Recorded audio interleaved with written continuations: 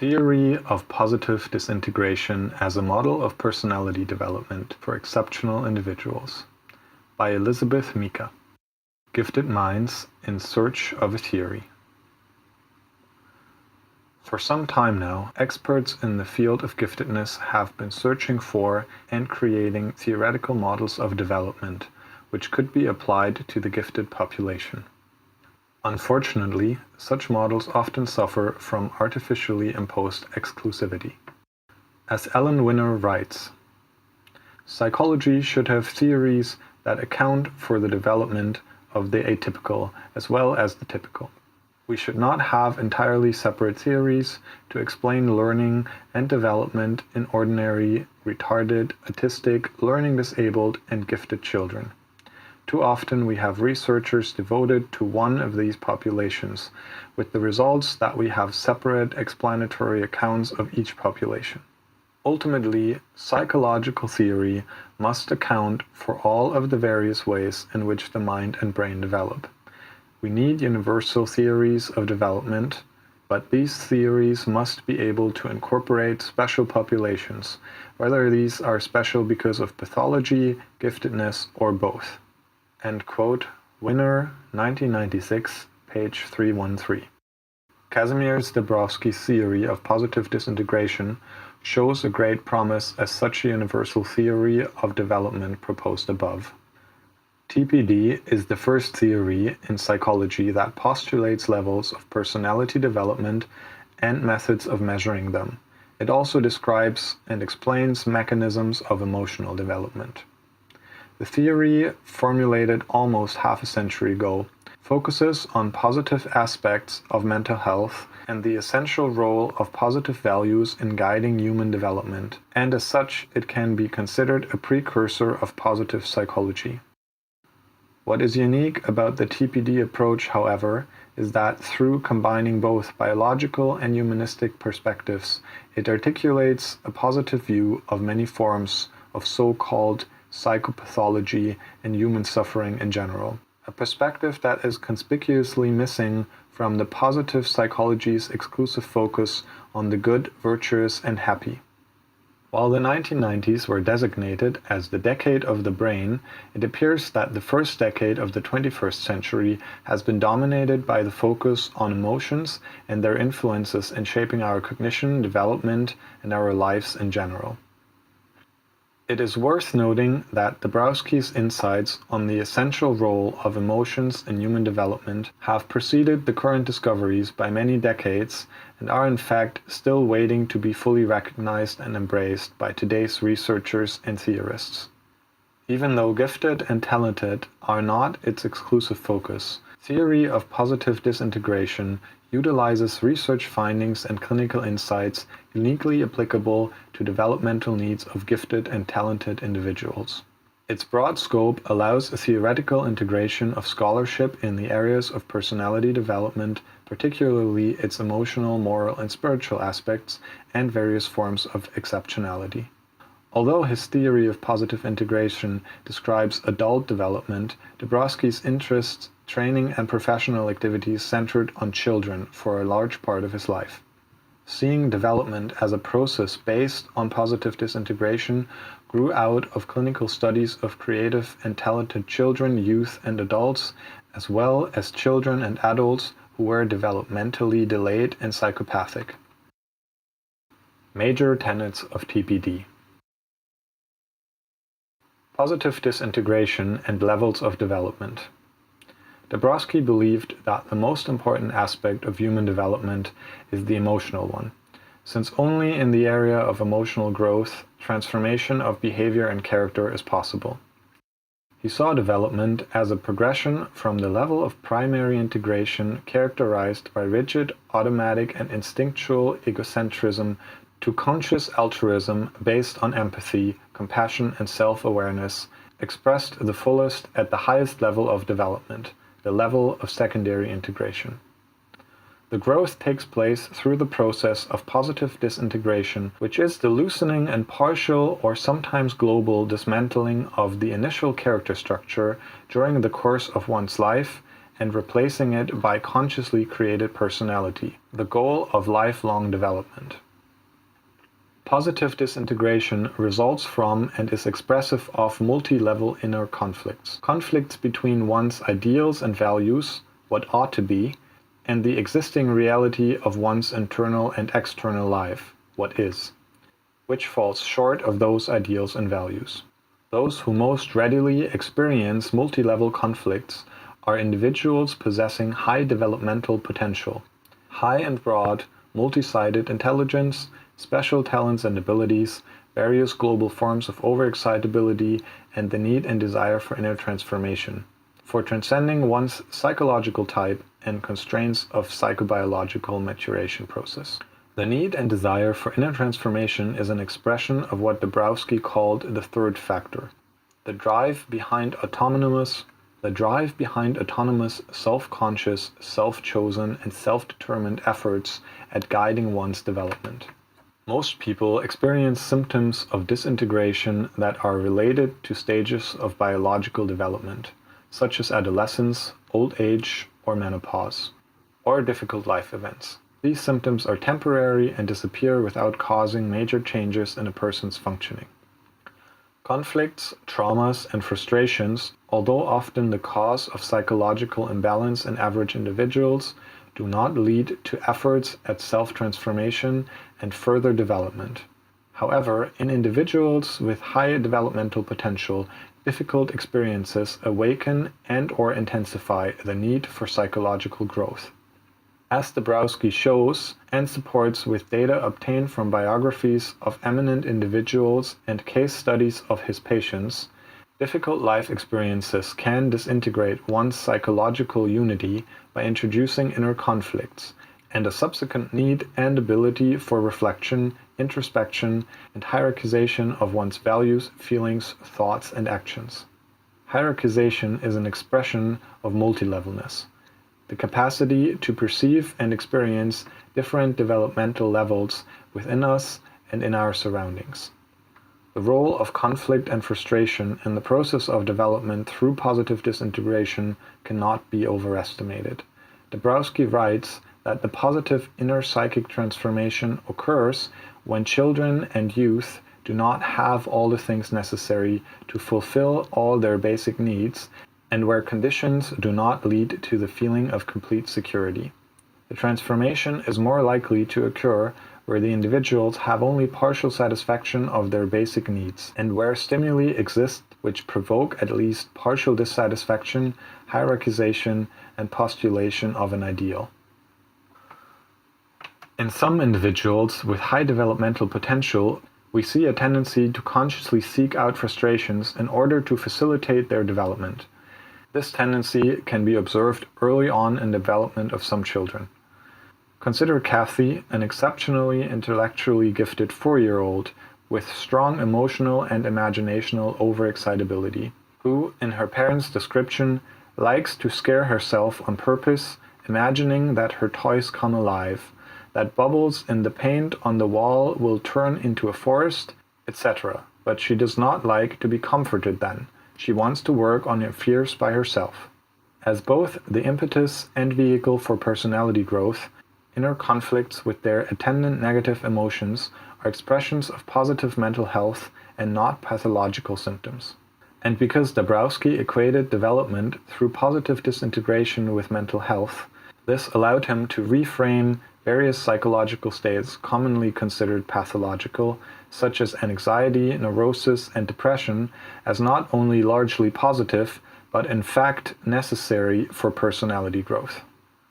The process of positive disintegration, of which psychological difficulties such as emotional suffering of inner conflicts, neurosis, and psychoneurosis are most evident signs, is initiated and guided by developmental dynamisms, instinctual, emotional, cognitive forces present in people endowed with high developmental potential.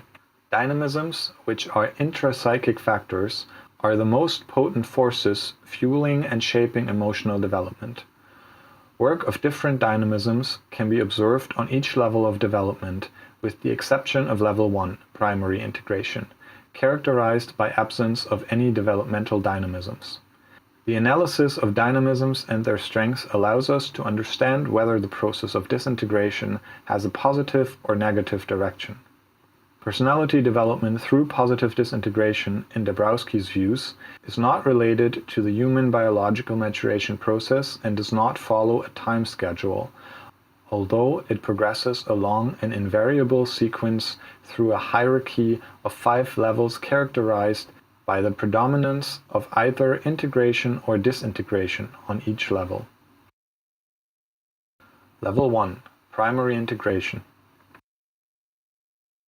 On this level, we observe work of intelligence subsumed under primitive instincts, sex, aggression, power, rigid, stereotypical, impulsive actions, and, in general, behavior controlled by primitive drives and external forces. Individuals on this level of development experience no inner conflicts but plenty of external ones. The great majority of population lives on and rarely grows beyond the level of primary integration. The most primitively integrated character structures are observed in psychopaths and psychopath-like individuals who suffer from emotional retardation characterized by inability to experience empathy and guilt. On the level of primary integration, we can observe 2 forms of adjustment of an individual to society. Negative adjustment, non-creative adaptation characterized by conformity to social conventions, lack of reflection and criticism in approach to reality, adjustment to what is, and negative maladjustment, which is disregard for social norms and conventions stemming from extreme egocentrism and ruthlessness and the realization of one's lower-level goals, psychopaths and criminals. Level 2. Unilevel disintegration. This is the first level where work of disintegrative processes can be observed. Here we see a loosening (disintegration) of the previously well-integrated primary character structure as a result of usually external circumstances. The term unilevel denotes lack of hierarchizations, i.e., lack of distinction between what is and what ought to be in one's internal and external life. Most characteristic manifestations of unilevel disintegration are ambivalencies and ambitendencies, doubts, hesitations, mood swings, various forms of emotional and psychosomatic disharmony. Dabrowski notes that if inner conflicts on this level are present at all, they are unilevel, that is, they involve 2 or more opposing options of the same value. Such conflicts may be severe and may lead to mental disturbances that are very serious and have mostly unconscious character. Because individuals experiencing unilevel conflicts, lacking the ability for inner transformation, do not see a possibility of their positive resolution and further personal growth. The crisis engendered by these conflicts often lead to reintegration on level 1 or to severe mental illness and/or suicide. Level 3. Spontaneous multilevel disintegration. On this level, we see the emergence of multilevelness, a growing sense of what ought to be, and growing maladjustment to what is, (positive maladjustment). Acquiring a multilevel perspective on our inner and external world can be compared to a Copernican revolution in our perception and awareness. Once we learn to distinguish both lower and higher levels in our feelings, thoughts, and behaviors, once we understand that we are capable of both evil and good, and that the choice between them is uniquely and exclusively ours, we reach a point of no return and we are doomed to develop, to use Dabrowski's words. The awareness of the lower and the higher leads to inner conflicts and the resultant anxiety, shame, guilt, feelings of inferiority, and unhappiness. In other words, positive disintegration. With the emergence of multilevelness, we gain intimate awareness of existence of universal human values which become a guiding force in our development, embedded in a powerful developmental dynamism called the personality ideal. Actions of individuals experiencing spontaneous multilevel disintegration begin to reflect an emerging autonomous hierarchy of values and goals. Typical for this level are multi-level inner conflicts, expressive of growing self-awareness, self-evaluation, and reflection, moral dilemmas, search for an ideal, and often acute existential anxiety. On level 3, we observe an emergence of multi-level dynamisms, such as disquietude and dissatisfaction with oneself, inferiority with oneself, astonishment with oneself, feelings of shame and guilt, positive maladjustment, creative instinct, and empathy. Unfortunately, many of these dynamisms are often considered symptoms of pathology by mainstream psychiatry. The difficult experiences associated with spontaneous multi-level disintegration are largely responsible for awakening and deepening sensitivity to other people and to one's own development, and lay foundations for efforts at education of oneself and self-transformation, which become fully engaged at level 4. In some cases, where one's developmental potential contains strong positive and negative elements, the intensity of the developmental process on this level can bring an individual close to a psychic catastrophe. Among examples of such a dramatic inner transformation bordering on psychic dissolutions are listed by Dabrowski, Clifford Beers, Vladislav David, Fyodor Dostoevsky, Jack Ferguson, Franz Kafka, Søren Kierkegaard, Abraham Lincoln, John Stuart Mill, and Isaac Newton.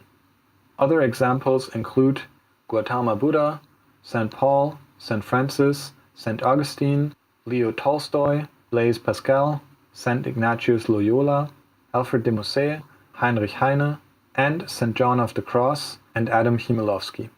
Although the above list consists of eminent individuals, there is much evidence showing that lasting inner transformation consistent with the developmental process described by TPD is a much more common phenomenon. Level 4. Organized multi-level disintegration. This level is characterized by conscious efforts at shaping and systematization of one's behavior, all directed toward conscious and planned self-transformation. Inner conflicts lessen here, replaced by ever-growing autonomy and clarity of values and goals.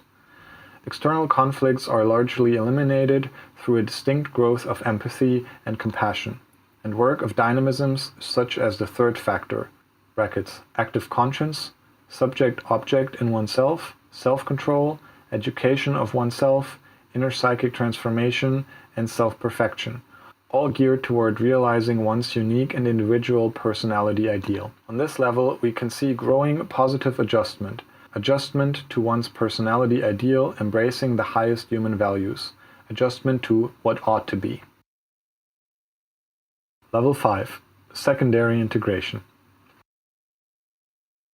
Dabrowski theorized that on this level we could observe harmonization of personality and personality ideal. One's behavior is guided mainly and consistently by dynamisms of responsibility, authentism, and autonomy, empathy, self-perfection, and personality ideal. Psychological development does not end on level 5, but from this point on, it's guided by a consistent with demands of the personality ideal. Empirical data on individuals who obtained this level of personality in their development, level 5, are scant. Nevertheless, Dabrowski and others, Pichowski 1992, Nixon 1989, Nixon 1995, Mika 2004, Rush and Rush 1992, have provided biographical analyses of individuals who appear to have reached this level. The table below illustrates an approximate distribution of different developmental categories along the integration/disintegration continuum.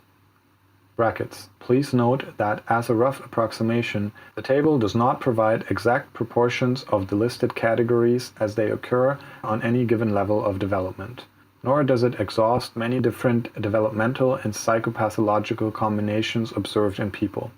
Development through positive disintegration, although conceptually divided into discrete levels, with varying degrees of both present in most people who possess any measure of developmental potential. Developmental potential. The level a person can attain in her development is determined by her developmental potential. Developmental potential DP is the original endowment determining the level to which an individual can develop if his physical and social conditions are optimal. Developmental potential expresses the relationship between individual development and three main groups of factors influencing this development. First factor, genetic and permanent physical traits, brackets, intelligence, overexcitabilities, special talents. Second factor, social influences. Third factor, autonomous forces and processes such as self-awareness, conscious inner conflict, free will and conscious self-transformation, etc. Third factor makes self-determination possible and is necessary for creativity and advanced development. The third factor is rooted in the first two factors, our genes and our environment, but is an independent force which propels those endowed with it towards transcending the limitations of their psychological type, their environmental constraints and the human biological cycle. Dabrowski called the third factor an active conscience, since it is a basis of conscious selection in our behavior that leads to rejecting unwanted responses, those that go against our values, and affirming and strengthening others, those that express our personality ideal. DP as a function of all three factors is encountered in cases of accelerated development. Here an individual consciously tries to transcend the limitations of the first and second factor, and in the process becomes increasingly autonomous and able to direct her own psychological growth. DP is particularly strong when it includes all forms of overexcitabilities, especially emotional, imaginational, and intellectual, special talents and high intelligence, and the nuclei of the inner psychic milieu that expresses a tendency to transform one's psychological type and transcend the biological cycle. High DP is frequently encountered in gifted and talented individuals and manifests in their early childhood. In these children, Dabrowski writes, "We observe above average abilities in many areas, emotional richness and depth, and multiple and strong manifestations of psychic overexcitability. In individuals so endowed, one may observe from childhood difficulties of adjustment, serious developmental crisis, psychoneurotic processes, and tendencies towards disintegration of lower levels of functioning and reaching towards higher levels of functioning. This, however, does not occur without disturbance and disharmony with their external environment and within their internal environment. Feelings of otherness and strangeness are not uncommon. We find this in gifted children, creative and prominent personalities, men of genius, i.e. those who contribute new discoveries and new values." Dabrowski, 1996, page 22. DP can be weak when either of the three major components, high intelligence, talents, special interests, overexcitability, desire, and will to develop, is weak or absent, or negative when only certain types of overexcitability, namely psychomotor and sensual, are very strong and combined with egocentrism and strong ambition, a developmental constellation encountered in psychopathy. It is worth noting that giftedness should not be identified with high developmental potential. Indeed, giftedness, if understood only as high intelligence, special interests, talents and abilities, is but one component of DP, brackets first factor. Making judgments about the strength of one's DP based on the presence of only one of its components may be misleading. Similarly, although the presence of overexcitability is frequently associated with high intelligence and special abilities, acknowledging only the presence of strength of overexcitabilities in itself may indicate neither giftedness nor high DP, and thus it should not be considered a measure of developmental potential. Various types and forms of overexcitabilities are characteristic of many mental disturbances, for example, that do not have anything to do with giftedness or high DP. However, there are certain exceptions to consider.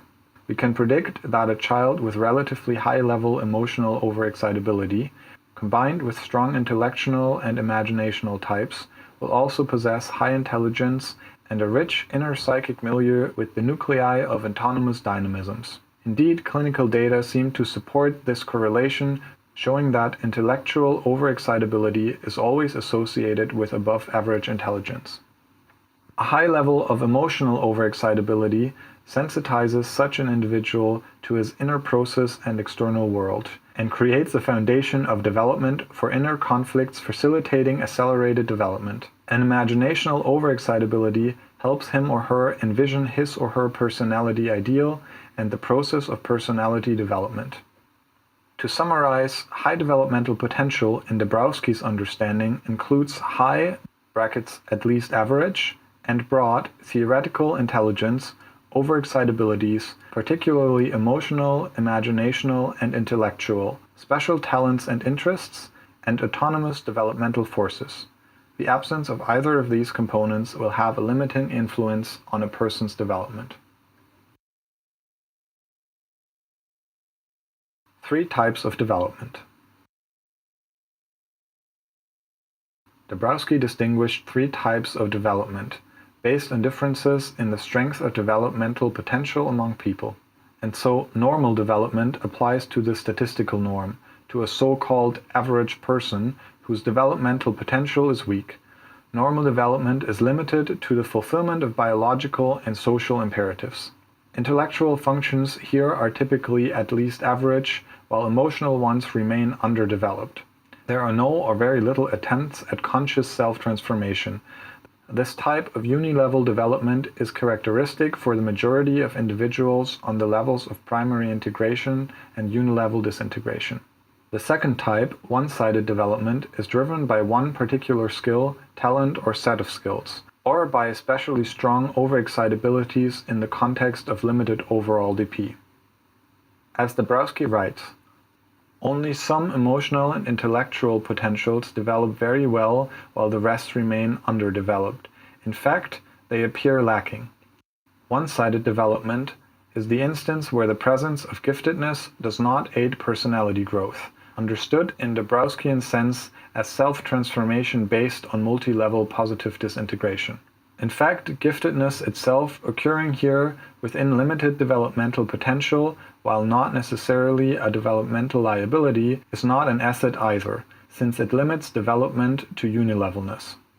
One-sided development is often found in cases of genius whose outstanding but isolated talents hijack development to the detriment of other areas of psychological functioning, most importantly its higher emotional and moral aspects. Dabrowski frequently observed that when highly but one-sided developed individuals succeed in attaining positions of power, as they often do since they are unburdened by scruples and inhibitions, they often cause grave, sometimes disastrous effects for social groups and societies. The 2 above types of development, normal and one-sided, are relatively narrow and inflexible, and represent the socio-biological maturational pattern of human species, characterized by progressive psychobiological integration, adjustment to external conditions, and often unreflected conformity to social mores. Symptoms of disintegration, if they appear here at all, are temporary and related to transitional stages of human psychobiological development. The third and rarest type of development, global (universal) and accelerated, is fueled by strong DP. Here, all essential cognitive and emotional functions develop with relatively equal intensity and with relatively equal rate.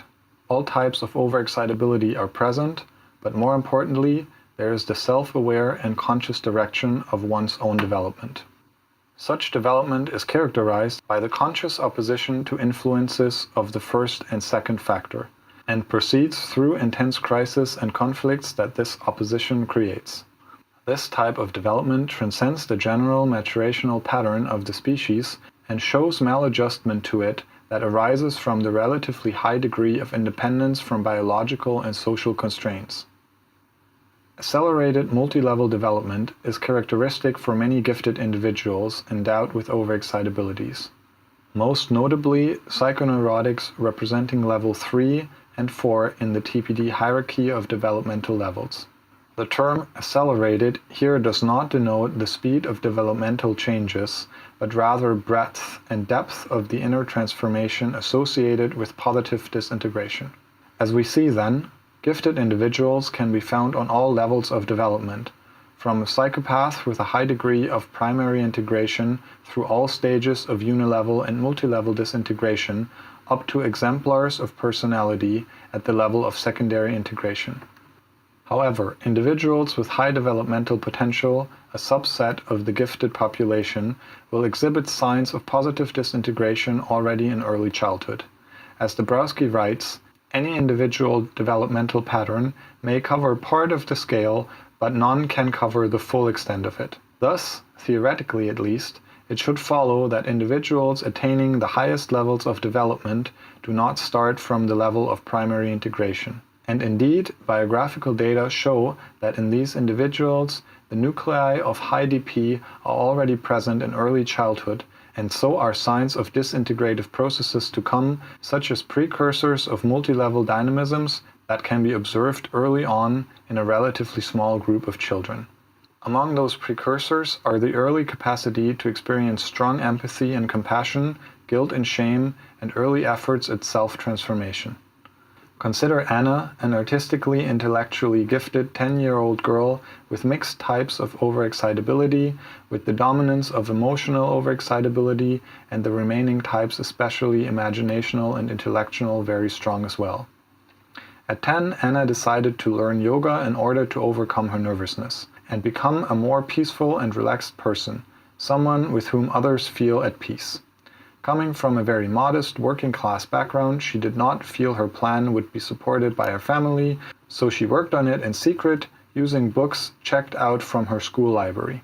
In her actions, we clearly see the dynamisms of self-awareness, subject-object, education of oneself, and auto-psychotherapy, elements of personality ideal, and distinct elements of third factor, all dynamisms of organized multilevel disintegration. Another example of the presence of ML dynamisms, or the precursors in children, is a statement from a 9-year-old boy who told his mother that he would like to have an opportunity to look at himself through the eyes of others. Quote, "I'm sure there are things I don't realize about myself, but they must be obvious to others. I think it would be interesting to see how they see me, and it would help me understand myself better." End quote. Clinicians working with gifted population frequently observe signs of advanced moral and emotional development in gifted children. Indeed, examples supporting these observations abound. Silverman 1993, Levecki 1998, Pichowski 2003. However, one should not generalize them on the whole gifted population, since such generalizations are unwarranted and can be misleading. Here again, Dabrowski's insights on the 3 types of development and their relationship to different constellations of developmental potential provide a useful framework for understanding and assessing the complex relationship between giftedness and advanced moral and emotional growth.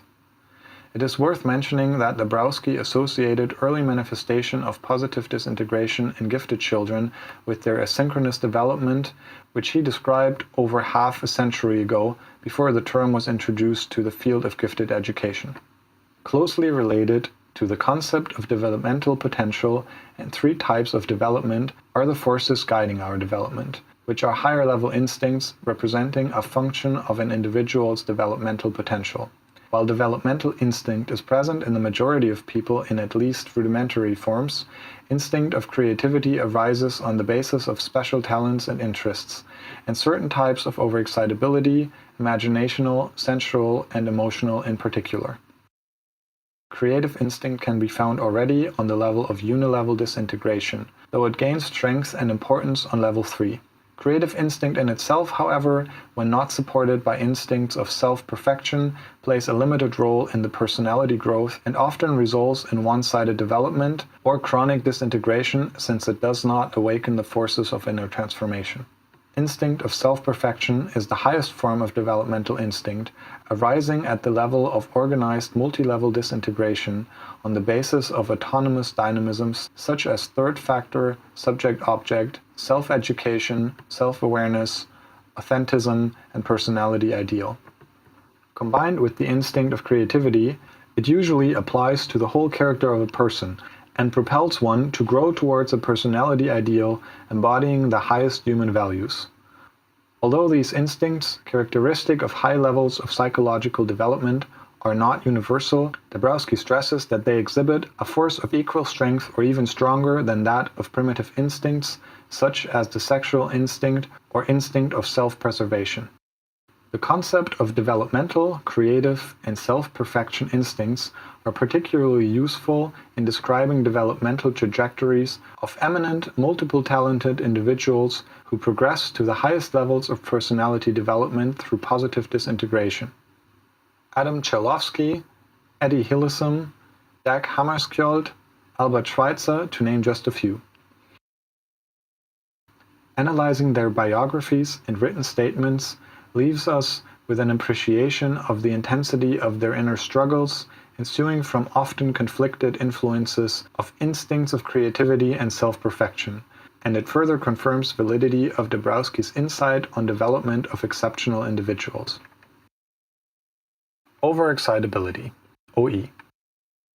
This component of developmental potential deserves special consideration as it is frequently observed in gifted individuals, but perhaps equally frequently misunderstood.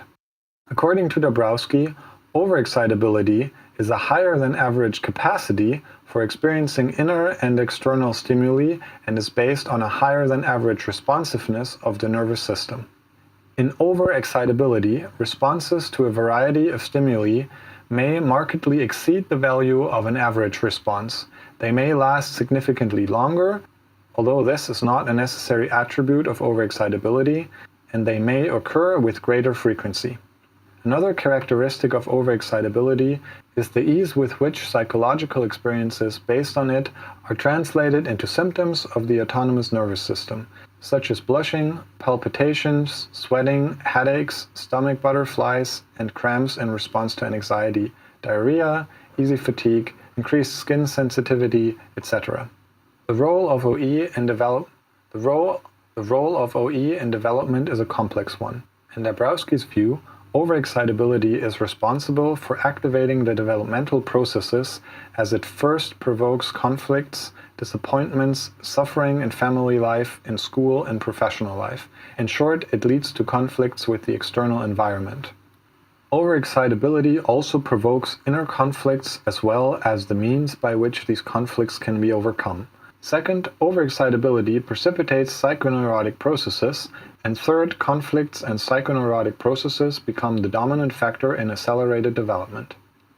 Although his interest in nervousness in children date back to the very beginning of his clinical career, Dabrowski first used the term increased psychic excitability or overexcitability in 1938 to describe certain characteristics and behaviors suggesting nervousness which he observed in many gifted and talented children. He distinguished two forms of OE, global and narrow, and 5 types: psychomotor, sensual, imaginational, intellectual, and emotional. The last 3 types are crucial for the type of advanced personality development that Dabrowski postulated as characteristic for many gifted individuals, particularly for those whose achievement, while not necessarily rewarding them with fame and eminence, was to attain the highest level of emotional and moral growth. Psychomotor overexcitability is a manifestation of a heightened energy level and can be observed in restlessness, rapid and pressured speech, predilection for violent games and sports, pressure for action, or delinquent behavior. In its pure form, it's a manifestation of the axis of energy, but it may also result from the transfer of emotional tension to psychomotor forms of expression, such as those mentioned above. Cases of tics and self-mutilation, for example, suggest psychomotor OE, which originates in emotional tension. Dabrowski was keenly interested in self-mutilation as a phenomenon suggestive of higher than average sensitivity and TP. His PhD dissertation on psychological basis of self-mutilation, first published in 1934 and printed in English 3 years later, showed the coexistence of self-mutilatory tendencies, creativity, and strong developmental strivings in a select group of creative individuals. As Dabrowski observed, in people with psychomotor OE, the slightest stimulus evokes a strong reaction. Being accidentally touched in a crowd, being opposed in a discussion, cut off in traffic, any and all minimal frustrations can cause irritation or angry outbursts. The individuals are internally and unconsciously motivated to seek higher than average stimulation because when their internal tension becomes too low, they experience it as a state of anxiety and inner discomfort. A person with psychomotor OE experiencing such a state of nervous deprivation will seek appropriate and sometimes not so appropriate stimulation to increase the inner tension and then to release it.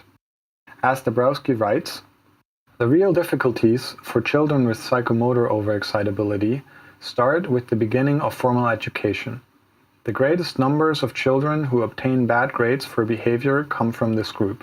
These are children who fidget in their chairs, disrupt their peers' work, play with pens and notebooks, have thousands of excuses to leave the classroom, and show severe fluctuations in attention. After school and even during school, they start and lead fights and other physical escapades. Boys who excel in independence and exhibit tendencies to rebellion at school are most frequently individuals with psychomotor OE. Their difficulties are particularly strong in adolescence, but they are also abundant in other periods. During adolescence, psychomotor OE takes on the form of truancy and wandering. Among children hanging from the back of a tram, among those who sell newspapers on the streets, trams, or those who travel without a ticket, we meet primarily these types. In schoolwork and adult employment, these individuals are characterized by unevenness or breaks in the work patterns. They have periods of great intensity at work, and some we find shorter or longer weakening of ability to work. These individuals are incapable of sustained effort and are explosive at their workplace. Their work interests diverge in many different directions, and we often see frequent changes from one job or subject to another. In youth, we see tendencies to change schools, in young adults, jobs. Dabrowski, 1964. It is easy to see that Dabrowski's description of manifestations of psychomotor OE is remarkably similar to the symptoms of the conditions known today as ADHD. Indeed, Dabrowski's view on possible origins of psychomotor OE as well as management strategies for its manifestation are not at all different from contemporary views on etiology and treatment of ADHD. Unfortunately, this facet of Dabrowski's work is less known in the US, and this has resulted in a belief prevalent in the field of gifted education, a belief unsupported by facts that gifted children with psychomotor OE tend to be misdiagnosed with ADHD. Sensual overexcitability is a manifestation of a heightened sensitivity to sensory stimuli, particularly to sensory pleasure. In the narrow form of sensual overexcitability, the usual intensity of reactions is limited to one's sensual sphere: visual, auditory, tactile, or olfactory. The global form, on the other hand, encompasses the whole character structure and all senses equally. Children with global sensual overexcitability have an increased need to touch and be touched, hugged and kissed. They frequently exhibit early signs of sexual interest and development and like to flirt and behave seductively as they get older. Most either like to eat and/or are picky eaters, are interested in food preparation, and like to smell their food, and often everything else.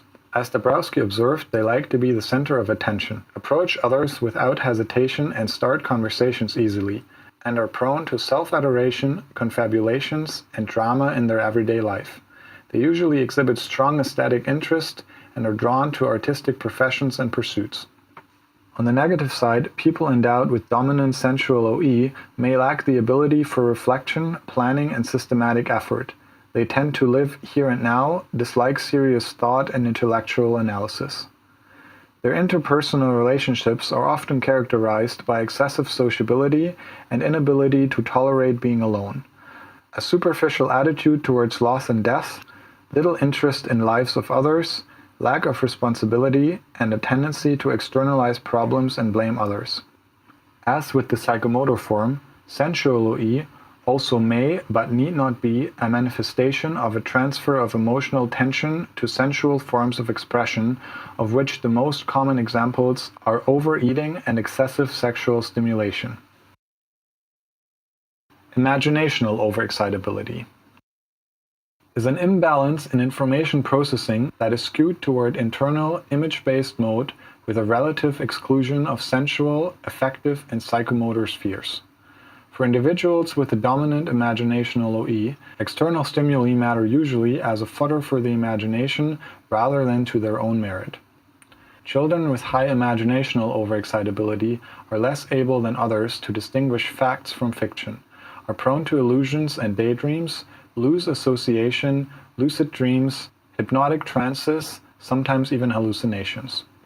A child with a particularly strong and unbalanced imaginational OE may consider his fantasy world to be more real than his external reality. As Dabrowski notes, these children have a difficult time in schools, especially in areas that do not interest them. They may react with sadness, lack of appetite, or depression to school requirements, and are often considered odd, distractible, and sickly by others. Children with imaginational OE mature slowly and even in adulthood show symptoms of immaturity, so-called positive infantilism. The period of fantasy and magical thinking in their development is typically prolonged, and flirtation and sexual experimentation are very weak or absent. Their first sexual attachment is often a failure, since they are not very skilled in choosing appropriate partners. However, their love failures, even though intense, do not leave major wounds, since they are compensated for in their imagination. Frequently, persons with strong imaginational OE seek relationships with older and mature partners who can provide for their necessarily daily living needs as well as offer protection and security. Children and adults with this type of OE frequently show aesthetic interests in art, poetry, and music. They like to spend time alone or in very small groups of select peers and relatives. They do not like games and sports, but love to read and think. Sometimes they lose the distinction between their dreams and reality. Imaginational OE combined with emotional OE intensifies the tendency to prospection and retrospection, as well as maladjustment to external reality, often leading to positive disintegration. Intellectual overexcitability is the rarest type of OE and one with the least clinical implications. In this type of OE, a person's receiving and processing information, as well as decision-making, are localized in the cognitive sphere. Children with the dominant intellectual OE ponder intellectual problems earlier and longer, show high perceptiveness, tend to develop good skills in logical analysis, and are less prone to magical thinking, and early on become critical and independent thinkers. This type of overexcitability is most frequently associated with exceptionally intellectual and academic abilities in children. Its presence usually does not create any special developmental or clinical challenges and difficulties, apart from a possible developmental imbalance skewed toward a theoretical versus practical approach to life and possible disharmony between intellectual and other forms of maturity. Intellectual OE is often associated with certain socio-emotional immaturity, positive infantilism.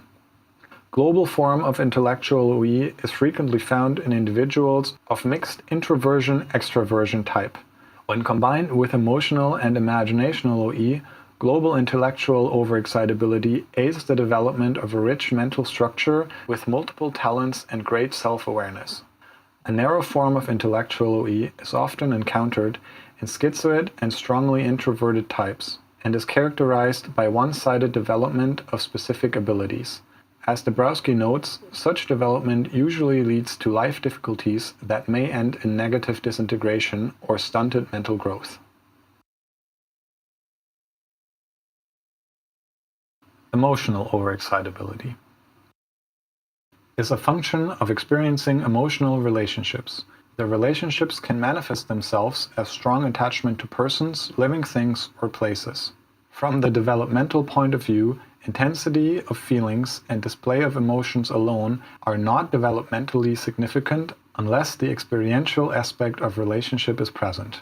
This distinction is of crucial importance, because only through learning based off reciprocal relationships, a child can develop the capacity of experiencing high-level emotions and multi-level dynamisms such as guilt and shame, empathy, compassion, subject-object in oneself.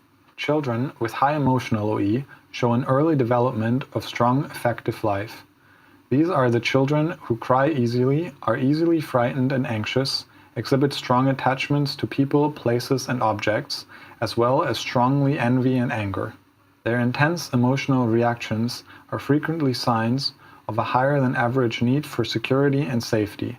Other signs of emotional OE include excessive inhibition and excitation, strong affective memory, concern and preoccupiedness with death, depression, feelings of loneliness, need for security, concern for others, exclusive relationships, difficulties for adjustment in new environments, insomnia, irritability, and lack of appetite.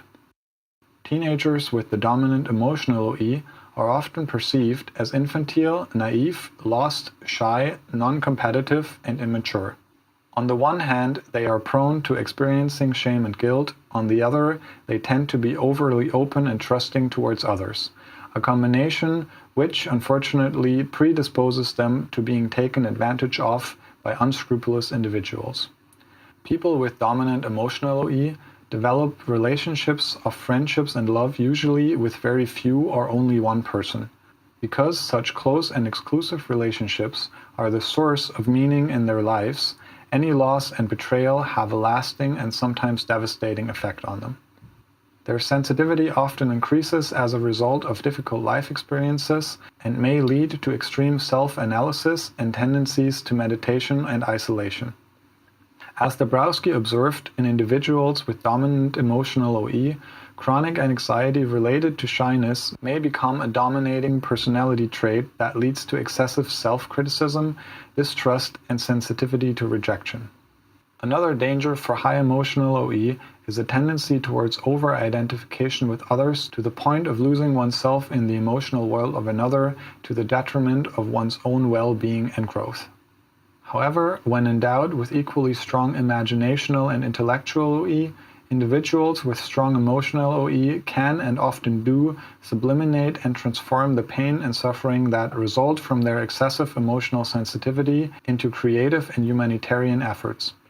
Emotional OE is expressed differently in extroverted and introverted individuals. In extroverts, emotional reactions are strong, fast, uninhibited, and often explosive, although they quickly subside. Extroverts with emotional OE tire easily but equally easily recover. In introverts, on the other hand, emotional reactions are strong but delayed. They take longer, days, weeks, or months to develop and leave a permanent mark on the psyche. It is important to note that the delay does not reflect a slowed down reaction, but the need to reflect on a given situation and absorb its emotional content. In an introvert endowed with emotional OE, emotional fatigue also occurs easily, though it builds up slowly and lasts longer. In introverts with strong emotional OE, we see positive maladjustment and a strong desire to transcend here and now. They experience longings for a better reality and frequently escape into daydreaming and show tendencies towards reflection and hierarchizations of their goals and values, which protect them from depression and face of failure. Introverts with strong emotional OE usually display a strong affective memory and preoccupation with death and immortality. Like the remaining overexcitabilities, emotional OE also manifests in two forms: global, as subtle and oversensitive consciousness and conscience, and narrow, in phobias, compulsions, excessive self-analysis, and self-mutilation, which allow to focus free-floating anxiety in one fixed point and discharge it there.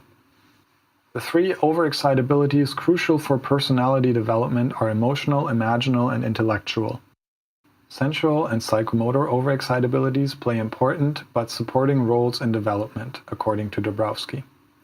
Emotional, imaginal, and intellectual OE, apart from sensitizing and increasing the overall psychological receptivity to internal and external stimuli, help one develop attitudes of perspection and retrospection, bring unconscious contents to one's awareness, and allow for their processing and integration, thus freeing great amounts of psychic energy necessary for creativity.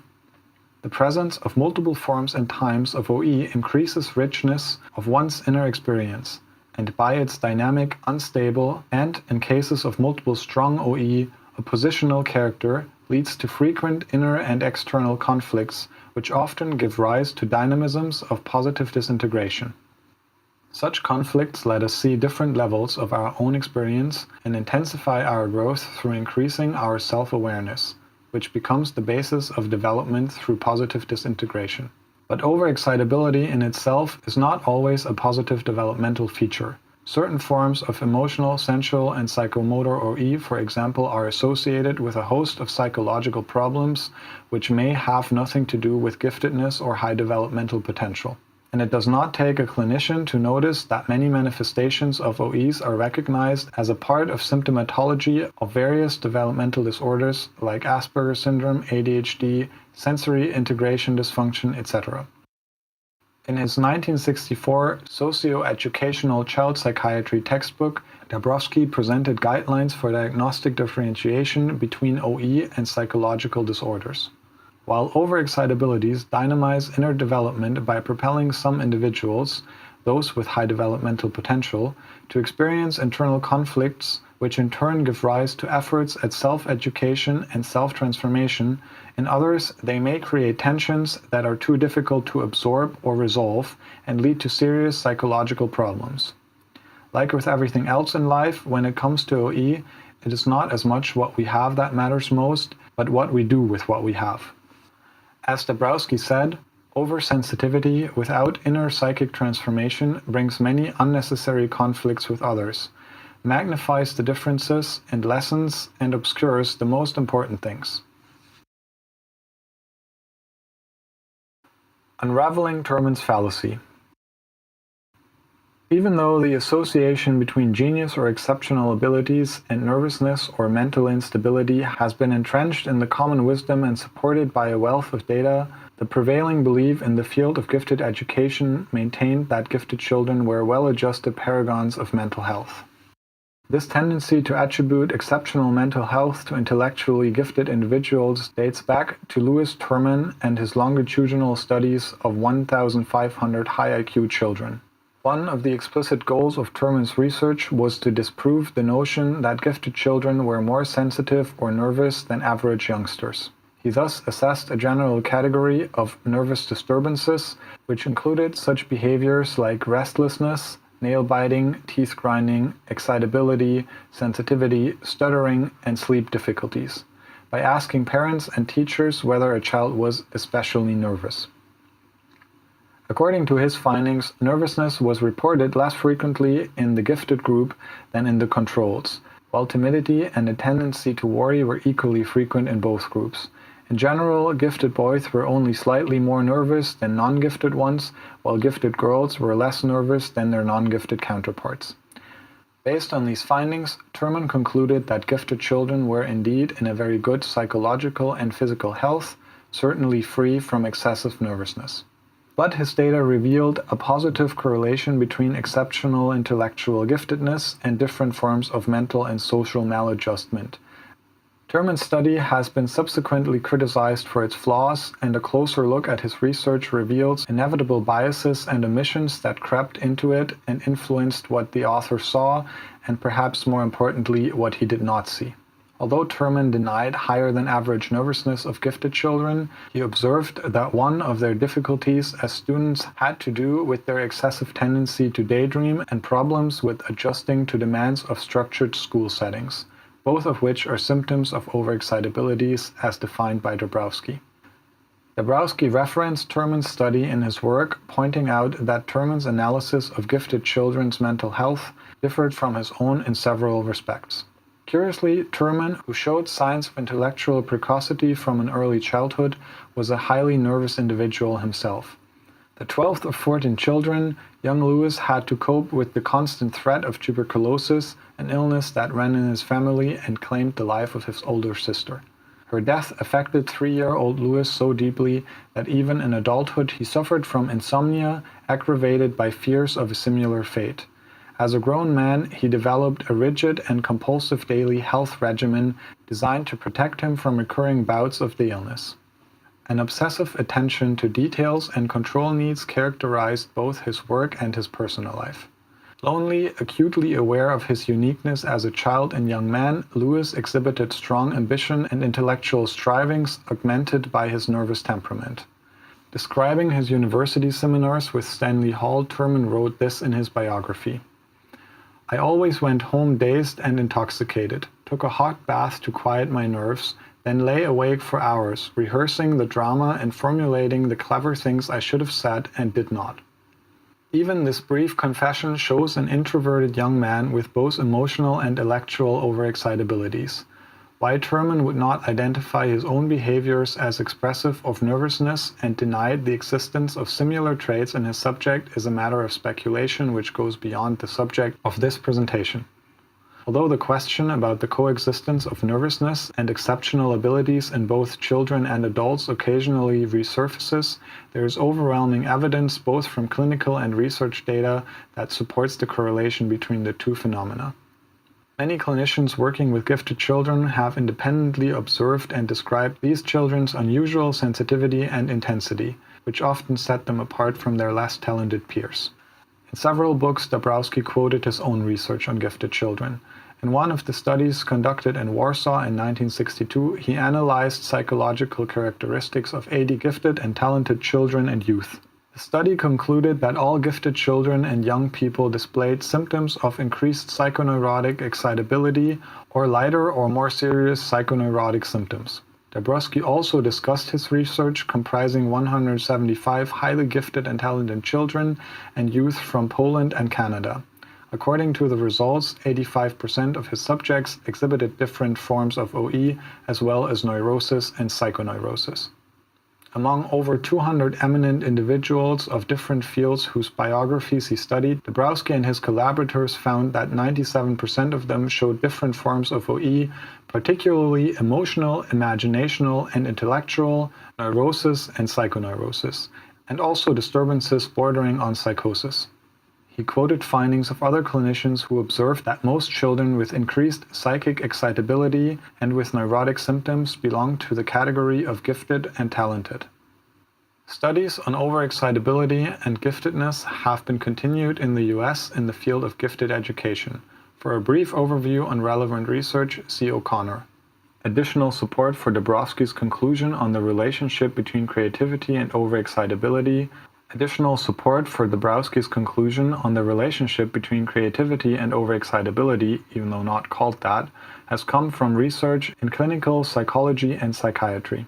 Several relevant studies are summed up in Jamison's book, Touched with Fire, which examines the relationship between manic depressive illness and artistic temperament. In her newest book, Exuberance, Jamison examines lives of eminent individuals whose psychological makeup is shaped by hyperthymic temperament or manic depressive predisposition, both characterized by behaviors typical for overexcitabilities. This theme has been continued in Jay Gardner's recently published book, The Hypnomanic Edge, where he examines lives of American successful entrepreneurs and historical figures endowed with overexcitability, though obviously Gardner does not use this term. Although Gardner's examples do not represent cases of advanced or advancing personality development as understood by Dabrowski, they nevertheless illustrate the correlation between certain forms of creativity and increased psychic excitability. Inadvertently, too, Gardner's examples show negative influences that OE, not tempered and not transformed by empathy and reflection, can have on personality development. Some recent studies that confirm Dabrowski's insights into the relationship between traits strongly suggestive of increased psychic excitability and creativity include Strong and Kettner 2002, Carson et al. 2001, and Carson et al. 2003. Strong and Kettner, for example, found that healthy, non-diagnosed, creative individuals are closer in their personality types to manic depressives than to normal population, as they exhibit higher than normal range of mood changes and personality characteristics related to neuroticism. The authors attribute these findings to the wider emotional range in the creative individuals.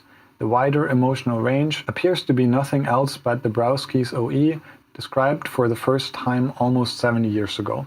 Apart from the research that continues in the field of gifted education, confirmations of Dabrowski's idea on development, including his views on positive disintegration as a method of autopsychotherapy and personality development, have come from fields of psychiatry and neuropsychology. Schwartz and Begley, 2002. Conclusions. Dabrowski considered his theory work in progress, a series of inductive empirical generalizations, and expressed hope that, with time, Most, if not all, of these generalizations would be either confirmed, modified, or reformulated thanks to new research and theoretical insights. Luckily, we do not have to wait until all tenets of Dabrowski's theory achieve a solid backing from research data. That is, if such an accomplishment were possible in the first place. The benefits of adopting a TPD-based perspective in looking at human development appear obvious. The convergence of developmental psychopathology and psychology of exceptionality seen in TPD is a source of a new and very promising approach to treating human growth in its exceptional as well as normal and disordered aspects.